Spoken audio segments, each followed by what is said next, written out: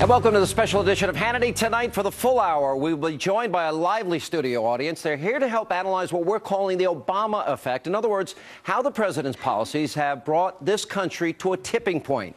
Now, we begin with liberal constitutional professor Jonathan Turley, who said it best during his testimony on Capitol Hill on Wednesday. The president has, in fact, exceeded his authority in a way that is creating a destabilizing influence. The rate at which executive power is being concentrated in our system is accelerating. And frankly, I am very alarmed by the implications of that aggregation of power. I believe we are now at a constitutional tipping point in our system. It's a dangerous point for our system to be in. And I believe that your response has to begin before this president leaves office. No one in our system goes it alone. All right, there you have it. So how exactly has President Obama overstepped his authority and created this constitutional crisis? Here's how. Take a look.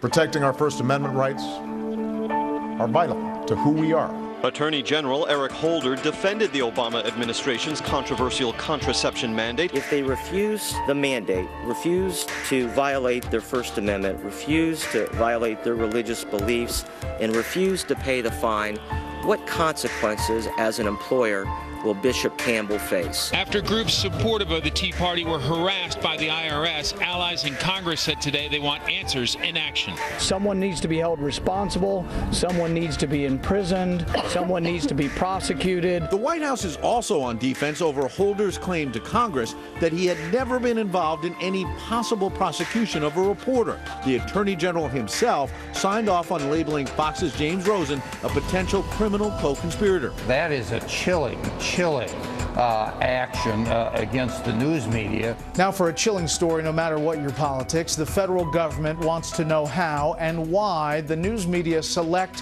which stories they cover. Who in their right mind wants the government deciding whether coverage is fair? There's no doubt if the FCC is breathing down their neck and holding their license in jeopardy, they're going to do what the government wants. This administration is bent on aiming and targeting those they don't like.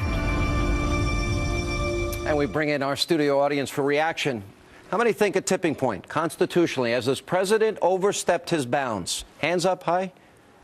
Who says no? You're a lawyer? Yeah. How did that happen? Mistakes happen every day. Yeah. So the president can change the health care law on his own, unilaterally, doesn't need to go to Congress. Why do we have Congress? Well, you asked the question, are we at a tipping point? There are some very odd things that take place in the Constitution on the subject of executive order. Clearly, the Congress is given the power to do these things. However, there are additional provisions, one in particular, that allows the president pretty expansive opportunities in certain emergency circumstances. The other issue is... Wait, 27 times we've changed Obamacare. Is that an emergency? Anybody think? Well, yeah, but it's not... Obama ran in 2008 saying that he opposed all of these executive orders, that he wanted a government by and for the people, and that he wanted a transparent process. Why did we have a revolution and get rid of King George if we now have President Obama just signing off? You're crossing the politics with the question.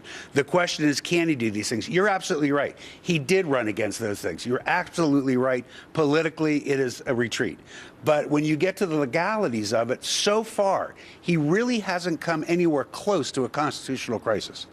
I'm not saying it couldn't happen, but we're nowhere near it. I disagree, and I think that it's actually disgraceful that the President of the United States is giving speeches saying, if Congress won't do this through the democratic process, I'm going to do it by executive order. By the power of the pen, I'm president, I can do whatever I want. Deneen, hi. Sean, I see individuals on a regular basis across the country, Tea Party individuals and other political events. People are tired of this runaway government that we are under. NSA spying on us, IRS intimidating people. We are totally at a tipping point. Americans are tired of it. What about Republicans, Monica Crowley? They have the power of the purse. They don't seem willing to take the president on, for example, if he's changing laws, or he says we're not going to enforce the immigration law, or he says he's going to remove the work requirements for welfare, or, of course, then targeting conservatives. Yeah, doing it all unilaterally, by the way. There are a few strong, courageous Republican voices like Senator Ted Cruz, Senator Mike Lee, Louis Gohmert in the House, but they are few and far between. I'm not so sure that the Republican leadership understands what they are up against here with this president. This is not your father's or grandfather's Democrat in Barack Obama and, frankly, Nancy Pelosi and Harry Reid. This is a completely different ball of wax. What they seek to do, in the words of President Obama in 2008, fundamentally transform the country, transform the very nature of the American character and the American democratic process. And I'm not sure the Republicans understand what they're dealing with here. And if they do, they're not willing to take it on. I think they're timid. I think they do understand all these things, but I think they're afraid to take him on for fear of a backlash. Doug Schoen. I think you're absolutely right. We don't have a select committee on Benghazi. We don't have one on the IRS. All these scandals that you speak of are real scandals, but they've faded away. The Republican Party has only one philosophy, which to me is bankrupt. Let Obama self-destruct, don't have a positive message or agenda, and hope we win the election. I don't disagree with one word he said. I am disappointed the Republicans do not have a positive vision agenda that says, if you elect us, we'll do 1, 2, 3, 4, 5. Yes, Dr. Siegel. I think there's two issues here. First of all, there's the violations he's making where he's overstepping his bounds, like the issue of the First Amendment violation, the issue of delaying mandates left and right. Obamacare is put into place, and then he illegally violates the law that he himself helped pass. On top of that, there's the issue of we can't believe a word he says. Those two things go together, that he lies. You get to keep your doctor. You get to keep your insurance. You know, this thing is going to save you money. All the lies together with the violations. But why do the American people take it? I don't know why they take it. I don't. Unger's dying to jump back. Go ahead, Mr. I'm going to give you an alternative reason for why you're not seeing this crisis. I wrote an article recently in my Forbes column, and I quoted a senior policy advisor, domestic policy advisor, saying that if the Congress isn't going to get this stuff done, then the president will. Except, you know whose advisor it was? Ronald Wilson Reagan's. But nobody has done it to this extent. Yes, no. Reagan did it way before. Well, and I was in the Nixon administration the last time we were accused of having an imperial presidency. She was only 12 years old. I was a really great, smart 12-year-old.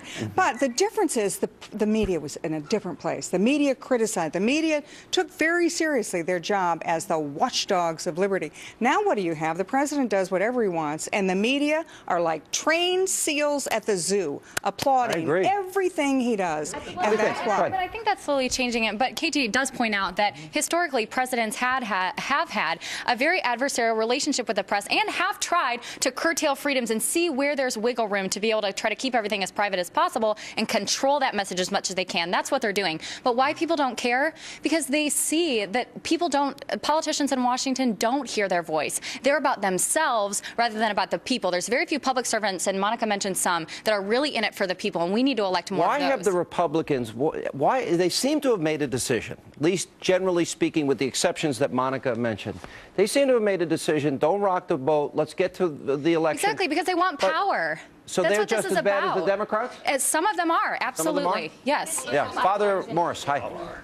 I don't know about politics, but I know that philosophy and that ideology matter. And I don't believe that President Obama is the devil. That's breaking news, okay? And you can crucify me for that later. But headline, he's not the devil. But what I am very concerned about is ideology and philosophy that go against basic moral principles that Jewish, Muslim, Christians, and even non-believers can agree in. For example, life, respect for life. Can I tell you one simple example? The bishops of the United States of America had one of the greatest programs for helping women who are being trafficked. You know what the Health and Human Services did? They said, we're going to take away all of your money, but it's for good reason.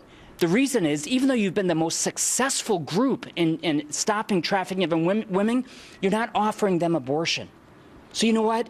All federal funding is gone. That's ideology and philosophy that has transformed the nature of our country. That's a very, very also bad freedom thing. of religion, and that goes to the contraception mandate. And they can spin this any way they want. The insurance company's paying for it, but it's really the Catholic Church, Catholic charities, Catholic hospitals, right? And they're getting out of business. For example, in Boston, they're no longer in the business, in the service, in the ministry of adoption.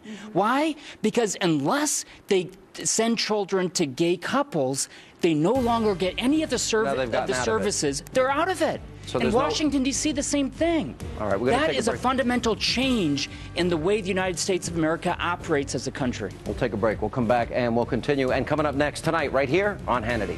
The whole thing is not driven by any change in world circumstances. It's driven by budget considerations. He'd much rather spend the money on food stamps than he would on a strong military or support for our troops. Now, the former vice president was not the only one to slam this week's decision to gut America's military. Our audience, they're going to weigh in on what these cuts mean for U.S. national security. That's coming up right after the break, and much more on this special edition of Hannity.